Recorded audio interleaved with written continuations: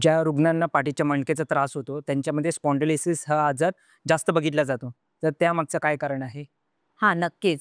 कसं आहे ना, आता जास्त करून ऑफिसमध्ये काम करणाऱ्या जे आपले आहेत एज ग्रुप, हं. त्यांच्यामध्ये हा लंबार स्पॉन्डिलोसिस हा प्रकार जास्त बघितला ओके, जातो. ओके. शिवाय स्पॉन्डिलोसिस म्हणजे काय बेसिकली तर degenerative changes of the disc. हं, तर जे काही आपले व्हर्टिब्रे आहेत, म्हणजेच मणके आहेत, त्यामधले त्यांची झीज होते. हं. डिजनरेशन म्हणजे त्यांचं जास्त वेअर अँड टिअर, जास्त यूज झाला बरोबर. किंवा त्यांचं आपलं काही एजिंग होतं. एजिंगप्रमाणे सुद्धा डिजनरेशन व्हायला लागतं. हं, स्पॉन्डिलोसिस बेसिकली डिजनरेटिव्ह डिसऑर्डर आहे. हं, डिजनरेशन म्हणजे जास्त वेअर अँड टिअर झालं किंवा एजिंग याच्यामुळे डिजनरेशन होत जातं हं, मणक्यांचं हं, आणि यामुळे काय होतं तर सांध्यांची झीज झालेली हं, असते.